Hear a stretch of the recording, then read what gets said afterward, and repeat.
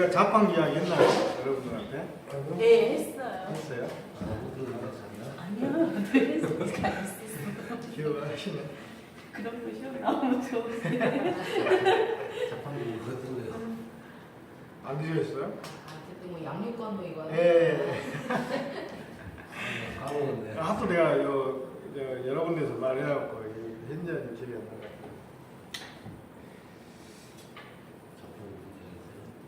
그 양육관 전달 때그 아빠가 주장을 하고.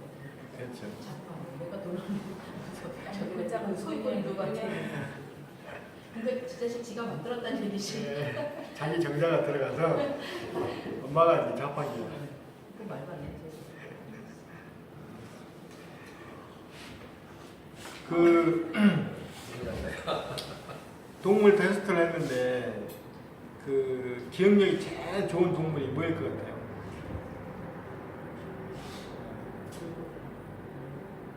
보통 그 인간하고 제일 잘 맞는 게 침팬지라고 하잖아요. 원숭이. 근데 원숭이가 인간하고 제일 잘 맞. 일반적으로 원숭이가 머리가 좋은 걸로 알고 있잖아요. 근데 기억력은 의외로 30초밖에 안 나요. 그 기억력 제일 좋은 게그 개래요. 2분. 그러니까 그 개가 그 기억력이 오래되니까 자기 버릇을 쉽게 못 고쳐요. 그 암기를 잘하는 방법은 일단 오감을 이용하는 게 좋죠. 눈으로 보고 이제 그 입으로 말하고 입으로 말하면 이제 귀로 듣고 촉각 쓰기 받고 오감을 이용하는 게 좋은데 그 제가 제 경험으로는 시각적인 게 제일 머리에 많이 나는 것 같아요. 그림으로 보는 거예요. 그림. 여러분도 가능하면 그림으로 외우려 보시면 그리고 이제 젊은 사람들은 상관이 없는데 이거 과학적으로 나온 말이에요. 껌을 씹는 게 좀 좋대요. 움직이. 예? 네, 움직이. 아니 이 껌을 이렇게 씹으면 뇌의 그 피를 그 많이 공급이 된다네요. 과학적으로 이게 치매 예방에 좋다고 나왔어. 네. 껌을 이렇게 오물오물 씹으면서 공부를 하시는 것도 대체 일리 있는 말이잖아요. 뇌가 활성화돼야지 피가 공급이 많이 돼야지 암기력도 좋아지지. 항상 그 의미 있게 보세요. 의미 있게. 왜 이러지? 왜 이럴까? 이렇게 생각하시면 훨씬 머리에 기억이 많이 나요. 그리고 제가 가는 곳마다 항상 말하는데 질문이 최고의 공부입니다. 질문이 최고의 공부죠. 읽어봐가지고 모르겠으면 물어보는 게 최고. 그래야 머리에 오래 남습니다. 그렇게 하시고 그 지자체 환기는 꼭 조합만 하는 것이 아니라 지자체도 환기를 할 수가 있어요. 근데 그 어쩔 때 지자체가 하냐면은 도시개발구역이 지정이 됐어요. 이제 계획이 생기면 계획이 생기고 나서 조합이 생겨야죠. 조합이 시행자 지정을 해요. 이게 1년 동안. 그리고 그 6개월까지 더 연장을 해서 시행자 지정을 해요. 지정을 했다 하더라도 그 지정이 부당해요. 불법이에요. 이럴 때는 지자체가 직접 맞습니다. 그 다음에 그 공익사업과 병행할 필요가 있어요. 공공사업과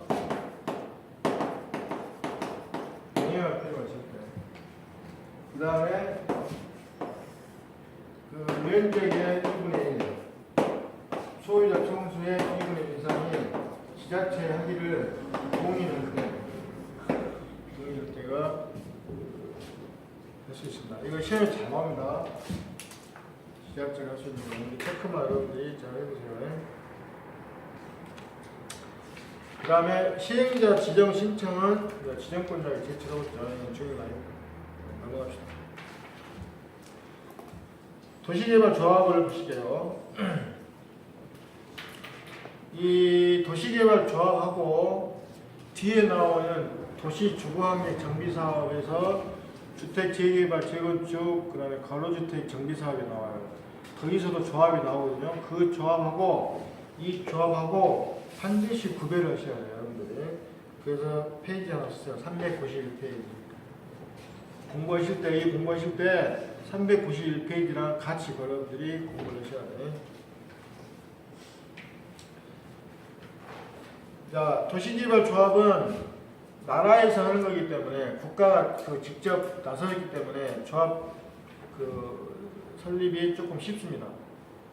조합이. 그래서 밑줄만 끄세요. 소유자 7명 두 번째. 소유자 7명 이상이 그 다음에 오른쪽 정관 작성해서 지정권자에게 설립인가를 받는 거예요.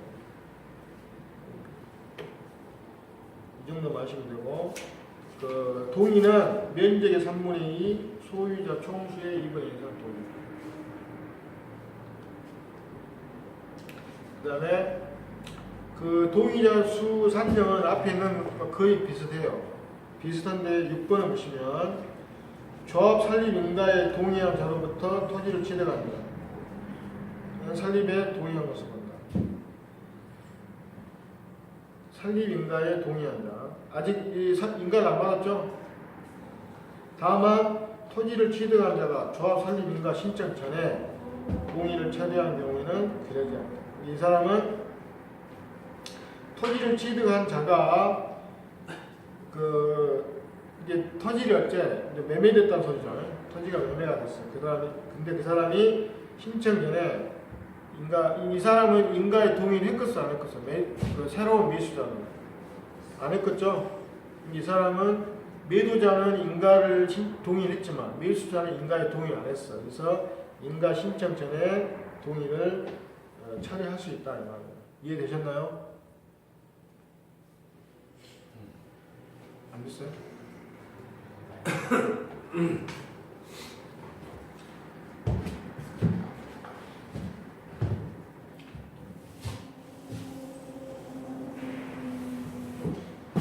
자,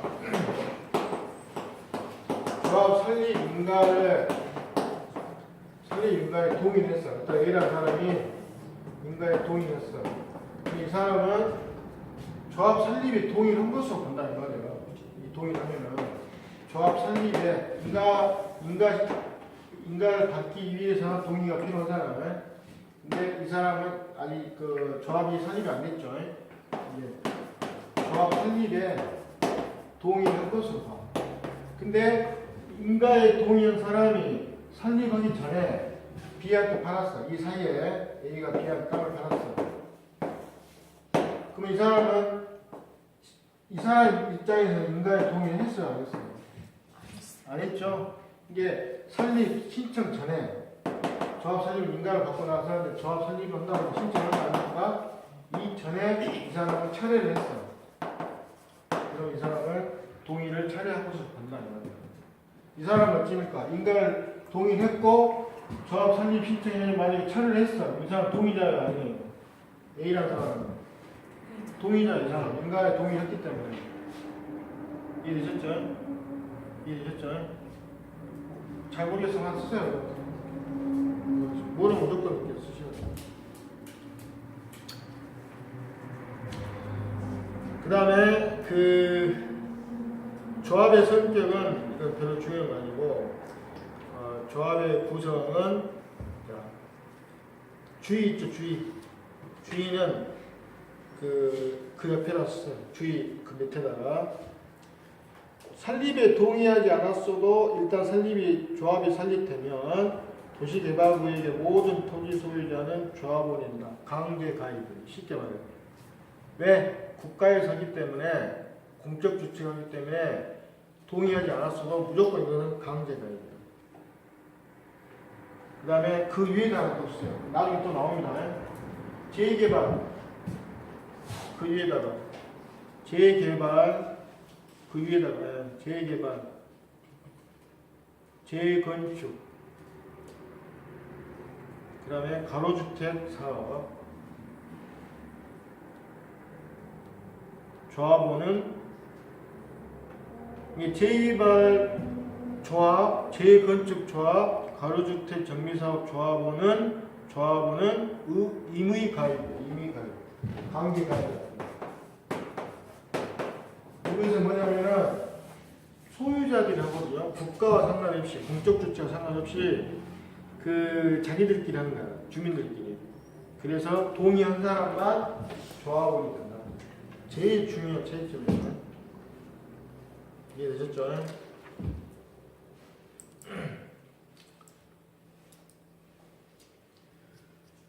책 없어요? 있죠? 자, 286페이지. 조합원한테 경비를 부담시킬 수가 있어요. 경비를 부담. 기업 경비를 부과할 수 있고 연체료도 부과할 수 있어요. 연체료. 제목을 보세요. 그 다음에 연체료는 리얼이 보면은 시장 군수 구청장에게 그 징수를 위탁할 수도 있어요. 자기들이 돈 받기 힘들면 징수를 위탁할 수도 있고, 그 만약에 위탁했을 경우는 그 수수료가 100분의 4예요. 4%. 100분의 4를 수수료로 줍니다. 그 다음에 임원의 경우에는 그 조합장과 이사와 감사가 있는데 오른쪽으로 와서 겸임이 금지돼요. 다다. 그 조합의 임원은 그 조합의 다른 임원이나 직원을 겸할 수 없고, 또한 같은 목적의 사업을 하는 다른 조합, 그 조합 내에서도 그렇고 다른 조합의 임원이나 직원을 겸할 수 없다. 자, 임원의 결격 사유는 미성년자나 파산정보 받고 복권되지 않습니다. 그 다음에 형의 집행을 받고 2년이 지나지 않는다, 또는 형의 집행 후에 기간이 있는다는 결격사유다. 언제부터 자격이 상실되냐? 결격사유에 해당된 그 다음 날부터 임원 자격이 상실된다. 이건 어려운 아이니까. 자, 288페이지 봅시다.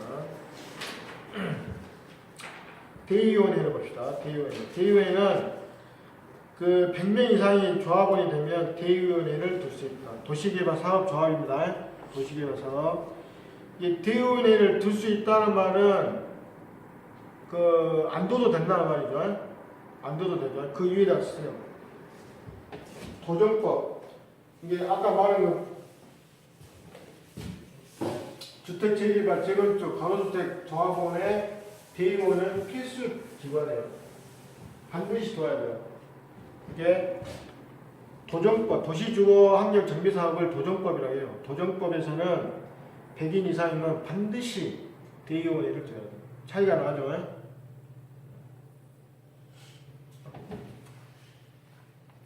그 다음에 그 도시개발 사업에서는, 도시개발 사업의 조합에서 주민 대표회의가 없어요.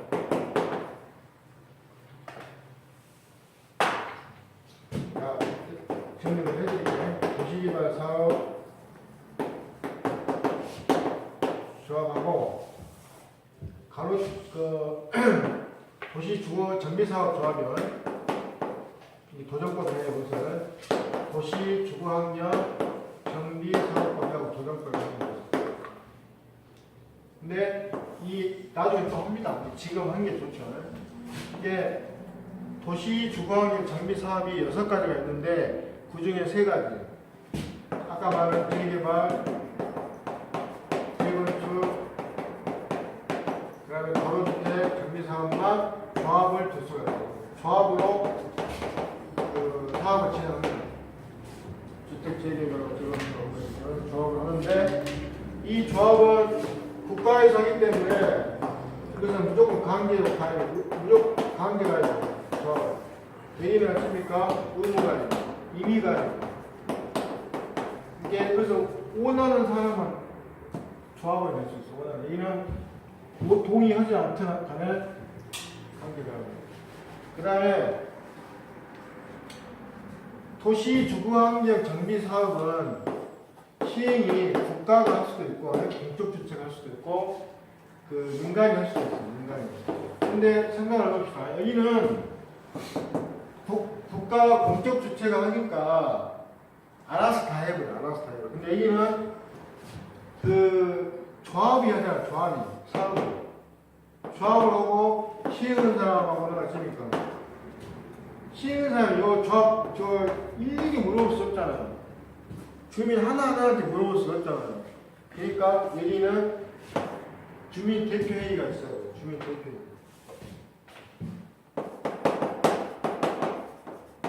주민 대표회의가 있어야 되고, 그 다음에 100인 이상이면은 무조건 대의원이 있어야 돼요. 대의원. 근데 도시개발조합은 주민 대표회의는 없어요. 그 다음에 이것도 반드시 하는 것이 아니에요. 할 수도 있어요. 대의원을 둘 수도 있다 이거예요.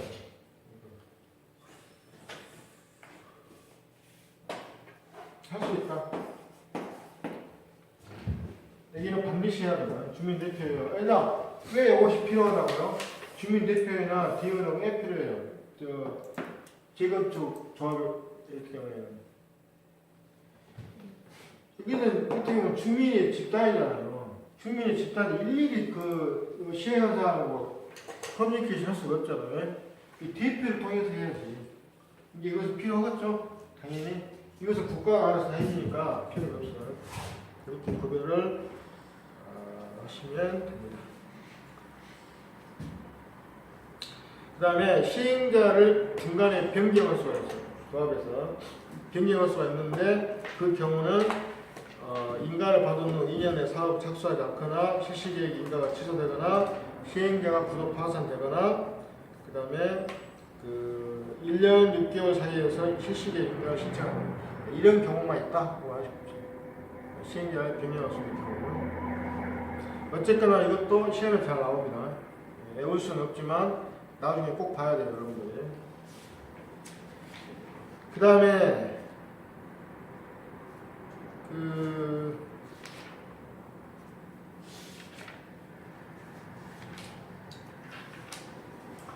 규약과 시행 규정이 있죠.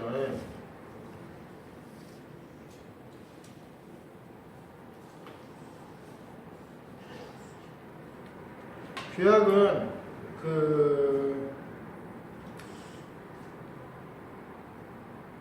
민간단체가 할 때 규약을 작성합니다. 그 다음에 시행 규정은 공적 주체가 할 때 시행 규정을 작성합니다. 그렇게 간단하게 정리해 주십시오. 민간 시행자가 할 때 규약을 작성하고 시행 규정은 공적 주체가 할 때 남기시고 행정심판은 행정심판 할 수가 있는데 행정청이 아닌 시행자, 민간인 시행자는 지정권자에게 행정심판을 제기한다. 행정심판은 누구한테 합니까? 누구한테? 행정청을 대상으로 하죠. 행정관청을 대상으로 하기 때문에 민간한테는 행정심판 청구를 못해요. 주민이. 그죠? 그 민간 지정 시행자한테 일을 준 지정권자가 아까 그 도시개발사업 지정권자가 누구라 했어요? 지정권자가 누구라 했어요? 도지사, 대도시 시장, 그 다음에 국가균형발전을 위해서 누가 한다고? 장관이. 이게 지정권자가 행정청이기 때문에 지정권자한테 행정심판을 정합니다. 실시계획의 작성에서 밑에 제일 마지막 쪽 반드시 뭐가 포함된다고요? 지구단위 계획이 포함되어야 합니다. 그 다음에 실시계획은 인가권자가 누구라고요? 실시계획의 인가권자는 지정권자라겠죠? 지정권자. 자, 실시계획은 누가 수립해요? 시행자. 시행자는 내가 그만 안 했나요? 실시계획에 거의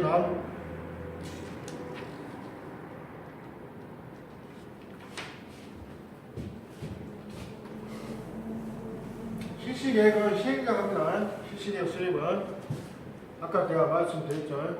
실시계획은 수립은 시행자가 오고 그 시행자가 민간일 때에는 어쩐다? 지정권자의 민간입니다. 항상 절차를 잘 생각을 하셔야 됩니다. 그 다음에 4번 292회 4번을 보면은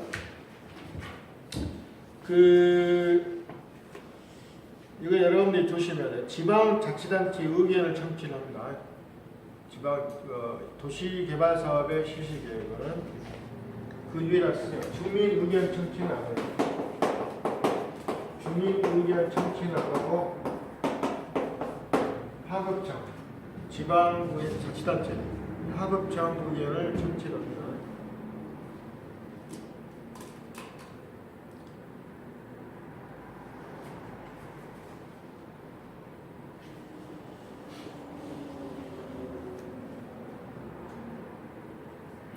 그 다음에 실시계획이 고시를 제목만 말하시면 돼요. 실시계획이 고시가 되면 도시군 관리계획이 결정 고시된 것으로 본다. 이것만 제목만 그대로 주시고 그 다음에 오른쪽 가서 지형도면의 고시기간을 쓴다. 원래 지형도면의 고시기간은 몇 년? 2년인데 여기 도시개발 사업을 했을 경우에는 2년이 아니라 시행기간 내내 한다 이 말이에요. 아시겠죠? 원칙은 뭐다? 지정되는 고시는 2년. 근데 이 도시개발 사업을 했을 때는 시행 기간 내에 할 수 있다 이 말이에요. 그 다음에 관련 이인 허가는 의제를 받을 수가 있죠. 관련 이인 허가 이게 원스톱 서비스야 이것이. 도시개발 사업을 하는데 관련 건축법, 산지보존법, 산지전용허가법 일단 일일이 받을 수가 없어요. 이게 도시개발 사업으로 딱 지정이 되면 허가가 나면 도시개발 실시계획이 인가가 되면 그 관련된 그 법을 다 허가 받은 것으로 본다. 그래야 어찌입니까? 공사가 빨리빨리 진행이 되겠죠. 이것만 그것이 아니라 공법상 다 그래요. 사업을 빨리빨리 진행시키기 위해서 넘기시고 자, 공사의 감리자를 지정을 합니다. 감리자가 누가 하냐? 감리자의 지정권이다. 밑에 감리자의 지정도 또 뒤에 나와 있다. 건축법상의 감리자는 토지 소유자, 건축주의 소유자가 하거든요. 여기서는 지정권자가 감리자입니다.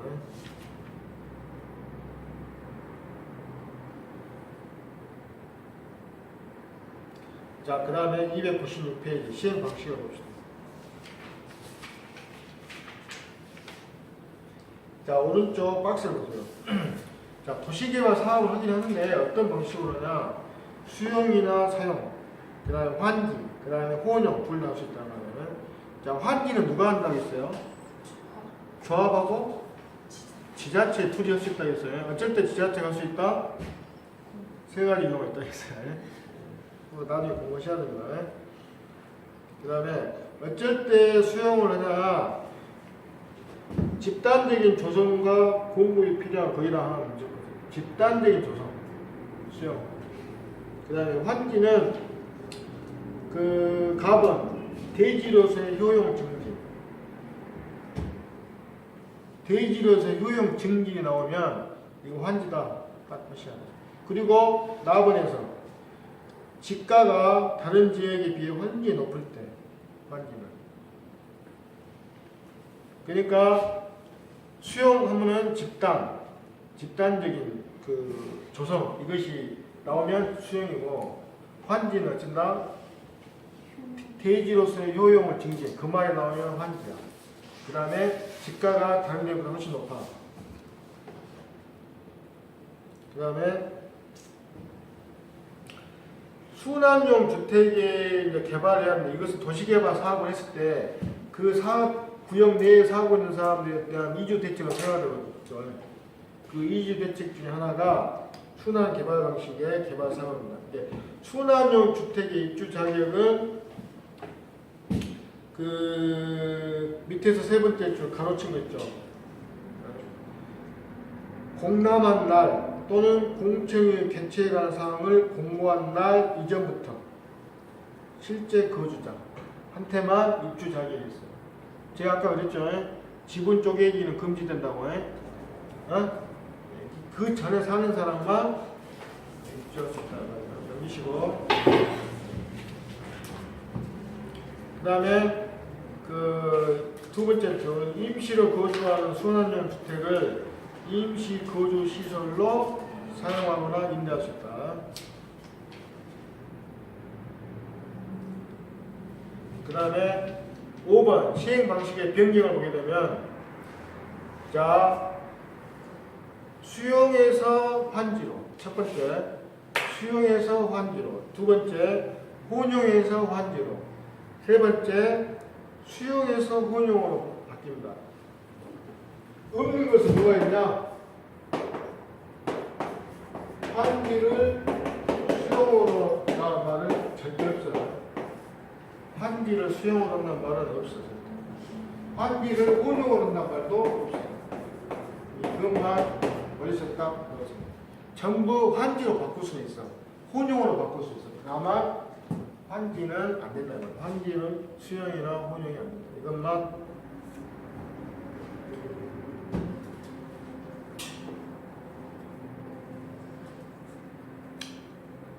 그 다음에 299페이지 수용 방식이나 사업시행에 보면 자, 조합을 제외한 시행자 밑줄 조합은 뭘 한다고요? 조합은 시행 방식이 뭐예요?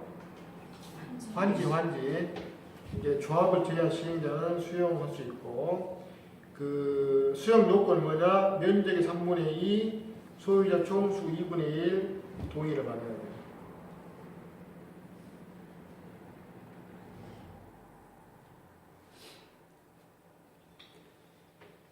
그 다음에 2번 공익사업법의 특례에서 2번을 보면 사업 인정 및 고시 제가 그랬죠. 그 사업 인정 및 사업 인정이란 말은 뭔 말이라고 했어요? 사업 인정이란 말 무슨 법이라고 했어요? 제가 이거 알아두면 아주 공부할 때 편하다고. 그 실시계의 인간은 어떤 사업을 말해요? 실시계의 인간은 실시계의 인간은 말은 어떤 사업을 말해요? 이것은 시험에는 안 나오는데 이걸 알아두면 문제 풀기가 아주 도움이 돼요. 방금 얘기했잖아요. 도시개발사. 실시계 인간은 말은 도시개발사입니다. 그 다음에 어디서 나와요? 도시공 계획시설사입니다.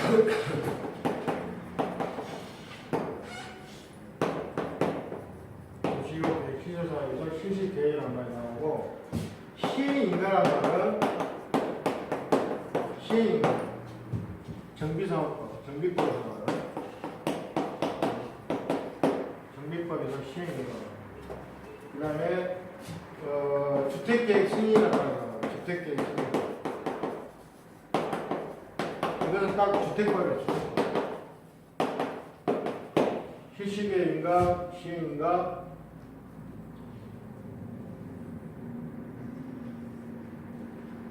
그 다음에 여기 나와 있는 것처럼 사업인정이라는 말이 뭐냐? 사업인정. 사업인정 및 고시라는 말은 뭔 말이 있어요? 토지보상법. 사업인정이라면 토지보상법 위에 그 사업이, 도시개발 사업이 인정이 된다. 토지보상법. 근데 사업인정 및 고시라는 말이 나오면 이건 뭐예요? 토지보상에서 토지 취득 및 보상에 관한 법률에 의해서 그 사업이 인정이 된다. 그 말입니다. 이거 알아두면 편해요, 여러분들. 첫 번째도 편합니다. 그래서 보통 사업 인정이 될 때는 언제입니까? 사업 인정이 될 때는 실시계 인가를 받고 나면 사업 인정을 해요. 사업 인정을 받은 것이에요. 시행을 받으면 사업 인정을 받은 것이에요. 보상법에 의한. 근데 여기는 세부 목록을 보시기가 수용이나 사용했을 때. 수용이나 사용했을 때는 그 수용 대상이 되는 토지의 세부 목록을 고시할 때 토지 취득 및 보상에 관한 법률에 따른 사업 인정 및 고시가 있었던 걸 본다. 아시겠죠? 자, 보십시다. 사업 인정이 어쨌든 하고 실시의 인가를 받고 나서 그 다음에 시의 인가를 받고 나서 주택계 승인을 받고 나서 그 토지보장법에 의한 사업 인정이 고시가 된 걸로 보는데 여기 수용이나 사용, 도시개발 사업에서 수용이나 사용은 세부 목록을 고시할 때 그 인정을 따 말입니다. 그 다음에 재결 신청이라는 말이 들어있어요. 재결 신청.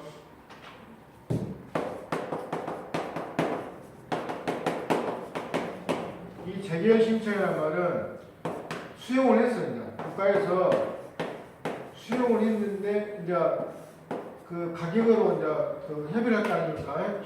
그 소유자하고 그 시행 그 사업을 하는 사람하고 수용을 하는 사람하고 단체와 공익 국적 주체하고 이제 수용 그 가격에 대해서 이제 그 협의를 하는데 안 맞아. 둘이 협의가 안 돼. 그럴 때 재결 신청을 하는 거야. 재결 신청. 아시겠죠? 재결 신청은 인정 및 고시일로부터 1년 이내에 해야 돼요. 이것도 원칙이에요. 자, 지원금에는 몇 년까지, 몇 년 내에 해야죠? 2년. 토지보장법 사업 재결 신청은 어쩐다고? 1년 이내에 해야 돼요. 재결 신청은. 근데, 그럼에도 불구하고, 그 도시개발 사업의 시행기간 종료일까지 해야 한다. 다 예외의 조항이죠. 그러니까, 하여튼 예외의 조항은 시험에 잘 나옵니다.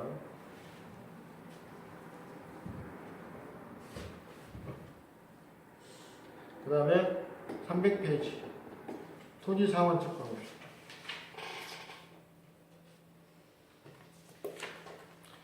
토지상환 채권을 하기 전에 우리는 이미 앞에서 공법에서 채권이 총 5개 나와요. 5개 나오는데 우리는 앞에서 이미 도시군 계획시설 채권에 대해서 배웠어요. 도시군 계획시설 채권. 근데 기억이 안 나시죠? 네.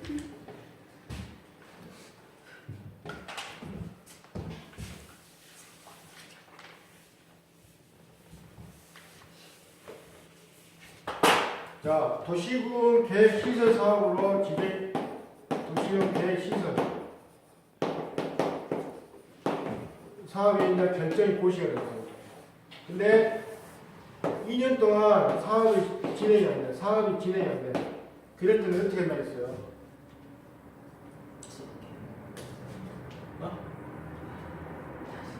네. 시설 사업으로 도시군 계획시설 사업으로 딱 묶어놔서 그 지역을 묶어나오고 있으면 2년 동안 사업 시행하면 고통을 누가받아요? 주민이 맞죠? 이게 이 사람들한테 조금 더 숨통을 타줘야 돼요. 이제 이때는 개발을 허가를 해줘.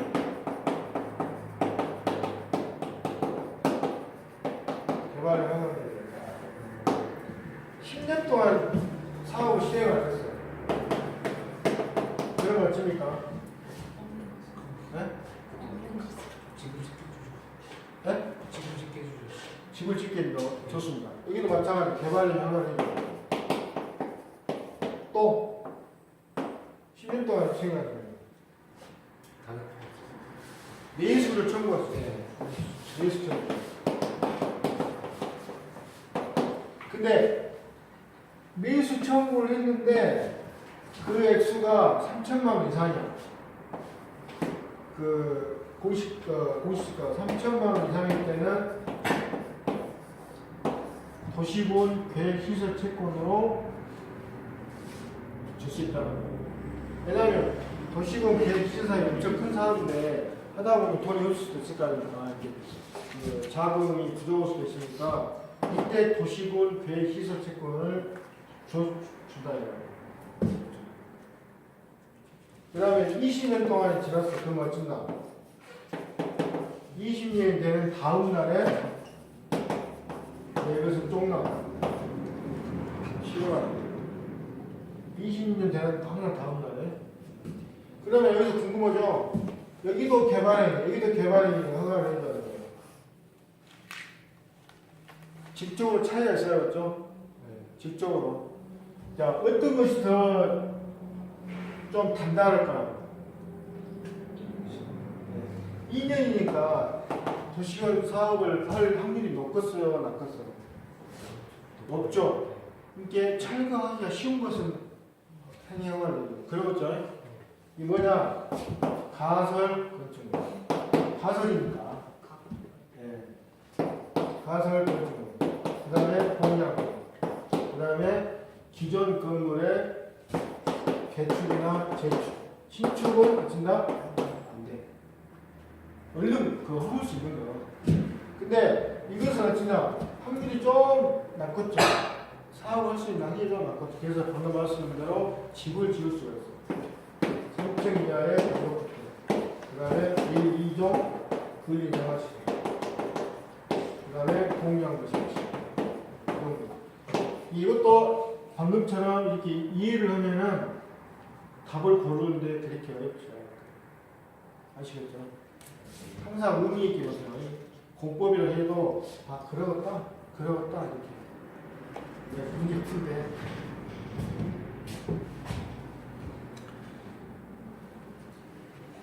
증축은 대보수에 들어가요. 예? 증축은 대보수에. 증축이요?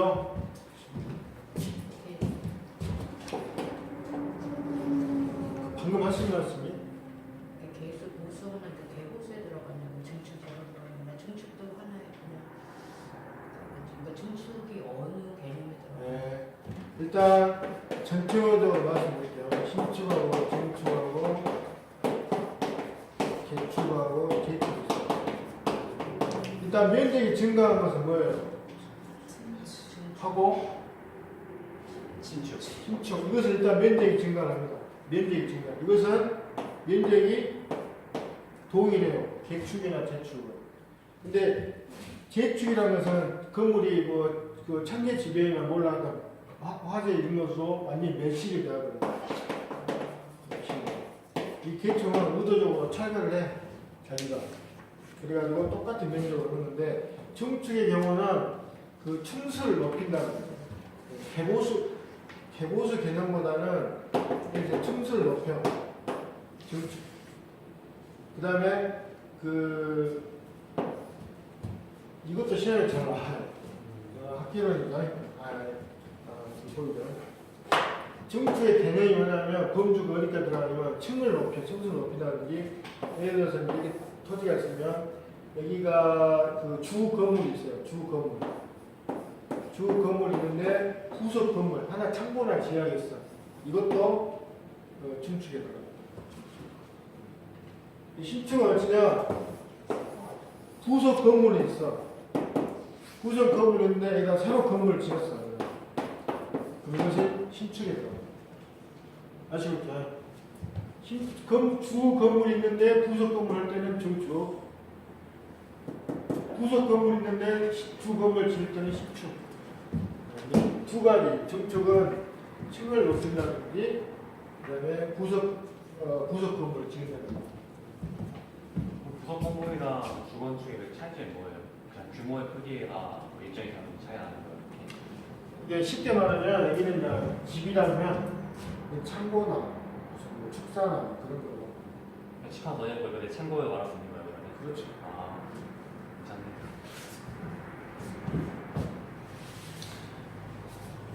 자, 거기 앞에 하나 쓰세요. 뭡니까? 채권이 5가지인데 우선 2개 나왔어요. 도시군 계획 시설 채권. 도시군 계획 시설 채권이 나왔고, 이제 토지 상환 채권이 나왔어요. 토지 상환 채권은 어디서 나와요, 그러면? 무슨 사업? 도시개발 사업에서 나옵니다. 이제 구별하셔야 돼. 지금 뭔 공부하고 있지? 막 그런 멘붕이 옵니다. 그래서 토지 말 그대로 토지나 건축물로 상환한다는 걸 말합니다. 원래 수용은 어떻게 해야 돼요? 돈을 줘야 되겠죠? 돈을 주는데 돈이 좀 부족해. 그러면은 개발을 했을 경우에 토지나 건축물로 상환을 한다는 말입니다. 단, 실무학습에서 이 분양 토지, 분양 건축물 면적의 2분의 1을 초과하지 아니하도록 합니다. 그 다음에 민간이 했을 경우에는 당연히 뭐가 되죠? 지급 보증이 들어가겠죠. 민간이 했을 경우. 그 다음에 그 토지상환 채권의 계획을 하려면 지정권자의 승인을 받아야 돼요. 민간이 했을 때는, 공적 주택했을 때는 어째요? 이거 필요 없어요. 자, 발행 조건은 김형식으로 하고 이전이나 양도가 가능하다. 타인에게 이제 나중에 그 주택 상환 채권이 나와요. 나중에 저기 뒤에 보면은 주택 상환 그 채권이 나올 때는 양도가 안 돼요. 우선 이것만 하시면 나중에 또 설명드릴게요. 양도가 가능하다. 이게 중요합니다. 그 다음에 그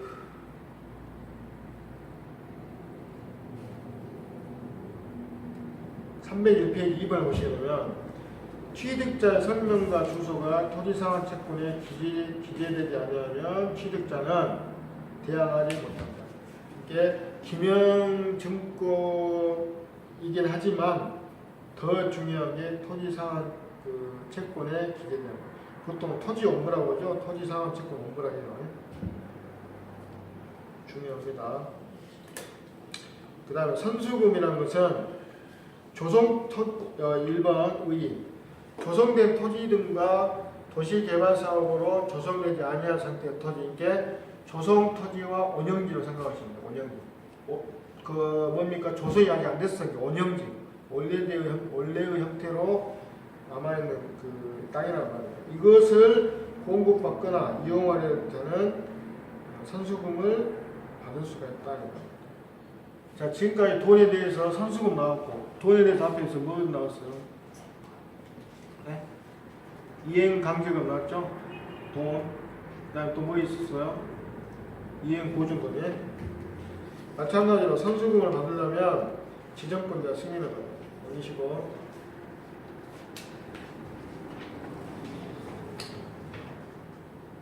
그 다음에 공공사업의 그 시행자나 민간지행 시에 징수 요건이 있는데 그 일단 밀주만 긋고 나중에 여러분들이 이거 다 외우려면 머리 아프니까 공공사업자 그 공적 주택할 때는 면적의 25% 소유권을 확보해야 돼요.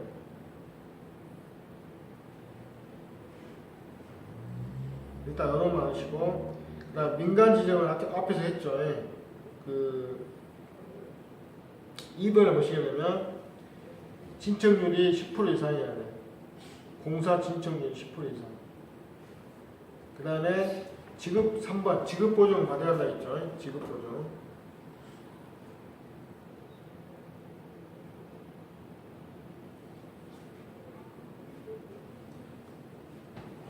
그 다음에 1번을 보시게 되면 그 토지에 대한 소유권을 확보하고 해당 토지에 설정된 저당권을 말소할 것. 일단 이 정도만.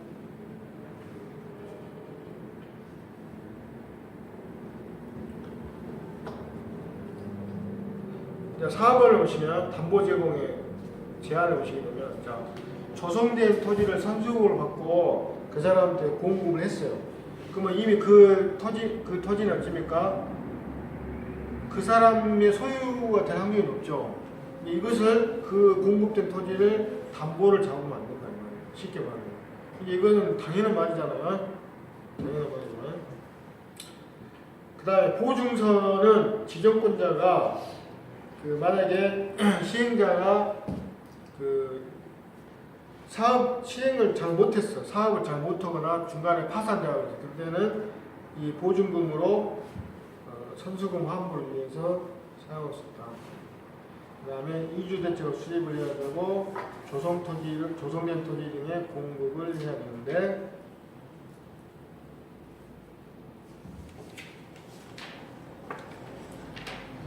자, 여기 또 정리를 해보시면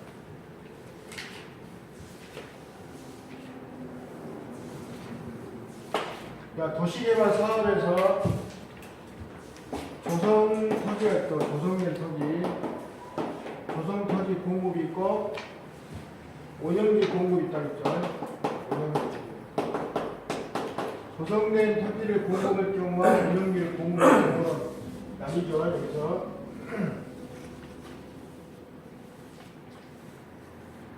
어쩌면 이 조성된 토지는 일단 경쟁 입찰을 합니다. 경쟁 입찰.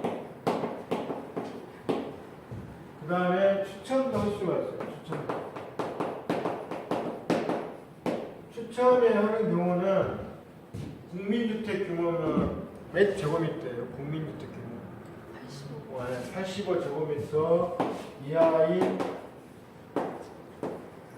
그 주택하고 330제곱미터 이하인 단독주택 하고 공장은 추첨합니다. 공장은.